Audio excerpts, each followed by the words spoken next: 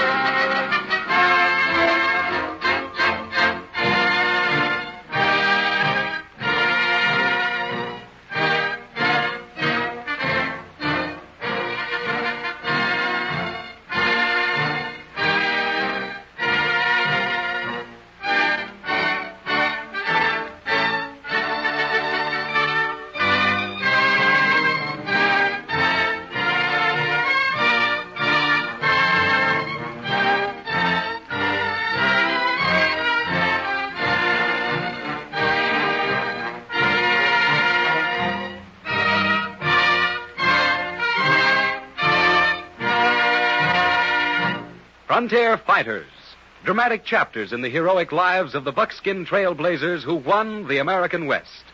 One of these was Dr. John McLaughlin, the warm-hearted and courageous chief factor or governor of the Hudson's Bay Company, who, though a Canadian employed by a British trading company operating on British-controlled territory, did more to encourage the American emigration movement into the Oregon country than any other single individual. 1840. Fort Vancouver, capital of the Pacific Northwest, on the Columbia River, north of the mouth of the Willamette. John, dear, for a penny-pinching Scotsman, you're a poor man. Well, I cannot be poor, darling, on my salary of $12,000 a year. But you are. John, I've just finished your private accounts, and you've only $200 to your name. Well, this month will soon be over, and I'll then be worth $1,200. If you keep on giving those Yankee immigrants credit on money, real money, you and I'll die in the Montreal poorhouse. Dear, you ken I'm a doctor. Aye, John. I ken, too, you're a businessman, an employee of Hudson's Bay. It doesn't mind if you treat sick Americans, but it do mind if you sell them forbidden goods, on credit, too. Oh. My dear, as chief factor of Hudson's Bay, I'm practically absolute ruler of 443,000 square miles of territory. You mind? I didn't see the connection. But I do. If you didn't put away that ledger, I'll invoke the power of my official capacity and punish you. Punish me? How? By giving that $200 to the first American who comes through yon door. Oh, John, you would not. Oh, wouldn't I? Come in. Oh, why, Reverend Jason Lee, good evening. Good evening, Mrs. McLaughlin. Good evening, Doctor. And what can we do for you, Reverend? Oh, Doctor, you must do something for Daniel, my brother. There is not much I can do, except I recommend a warmer climate to heal those weak lungs of his. But I haven't any money. My Indian mission has taken all that I brought with me from the United States. How much will it take? Why, I can buy him a passage on a schooner bound for the Sandwich Islands for exactly... $200. Yes, $200. But how did you know? Don't mind my wife, Reverend Lee. Every so often she gets inspired about money. Darling. Yes, dear? Please give the Reverend Lee that $200 you were speaking to me about the new, with God's blessing.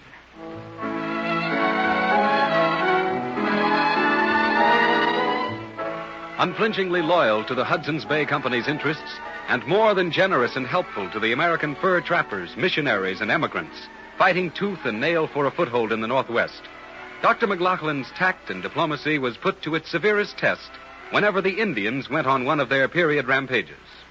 Look, Eagle Wing, pale-face wigwam on the river bank. Built, I see a thunderbird. It is big, and built of the trees which belong to us. And it is filled with skins of animals which are ours, who have always held this land. When do we attack? At dawn, when pale faces sleep. I have spoken.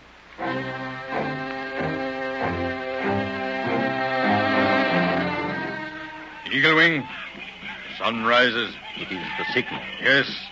Attack and take no prisoners.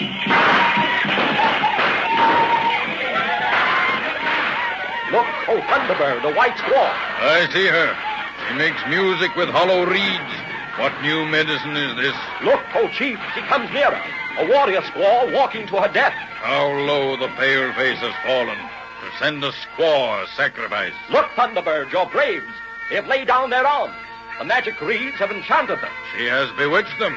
You, Eagle Wing, will make the sacrifice. Kill her. I cannot, Thunderbird. She is a squaw.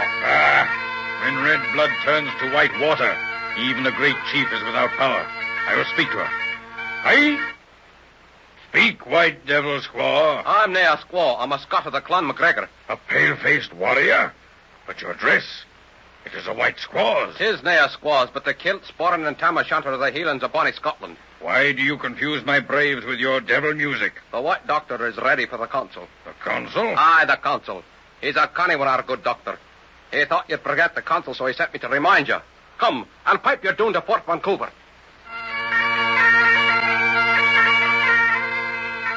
For many hours, the Indians were held spellbound by the Scotch bagpipe music, completely forgetting they had come for white scalps.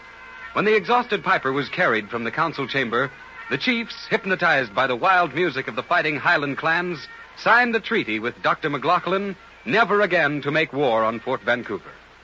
One evening, as Dr. McLaughlin entertained some of his friends in his cabin. This is indeed a droll situation. I, Jacques Bienville, a Frenchman. For my hero, the Wellington Duke, while the good doctor, an Englishman, chooses Napoleon.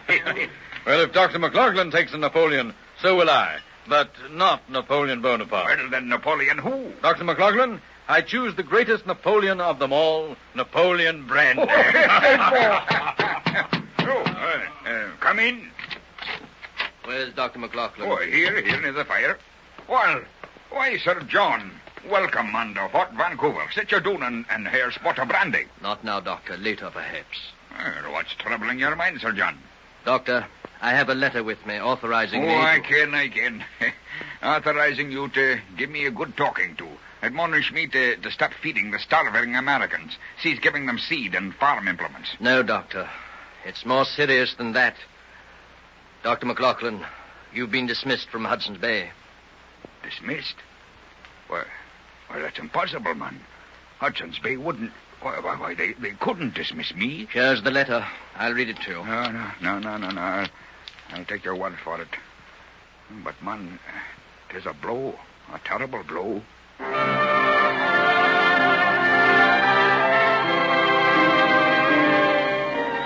Bidding farewell to Fort Vancouver, the log castle from which he ruled so benevolently the company's great private empire, Dr. McLaughlin journeyed to Oregon to begin life anew. Here he built a saw and grist mill. But there were some Americans south of the Columbia River who did not prove as hospitable as the good doctor anticipated. Oh, look, John, coming up the hill. A mob of men. Oh, lost dear, it is now a mob. Probably a delegation to implore my help in some great project. Oh, it is a mob, John. An angry mob. Listen.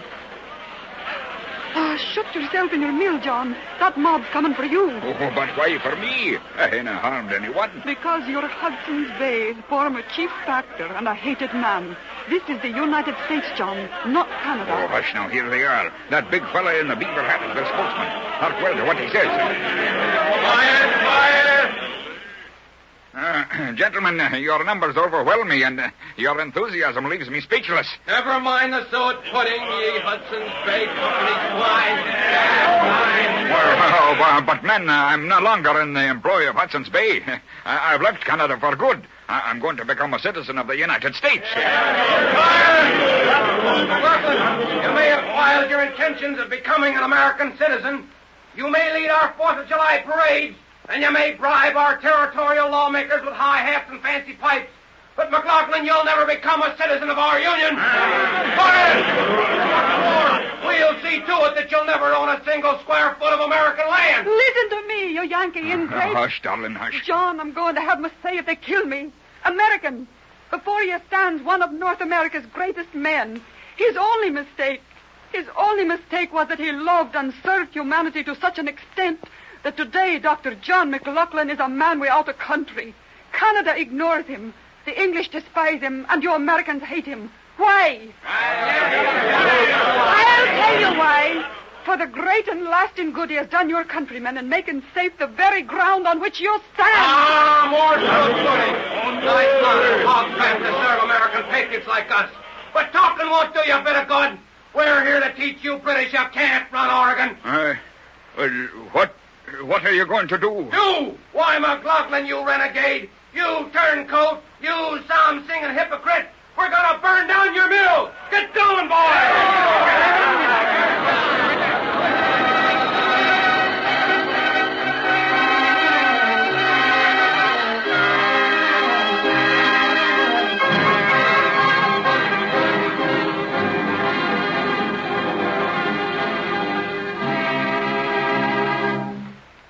Is he bad hurt, Doctor? Not in a strictly physical sense, Mrs. McLaughlin. But John's heart is broken. We Americans have sacrificed a saint. Wife, where are you? Here I am, John, dear, beside your bed. Tell them, those Americans, that John McLaughlin forgives them. Hush, John. Rest now, so you'll be strong tomorrow. There'll be no tomorrow for me, but there'll be a tomorrow for the Pacific Northwest. Many grand tomorrows. I see vast farms with fruit trees in full bloom. Big cities with tall white buildings. Laughing, happy children attending fine schools. Oh, John, dear. You cannot stop progress. It is God's will. And the Americans yet unborn, who will settle on this land, will be the most progressive people on our Heavenly Father's green earth.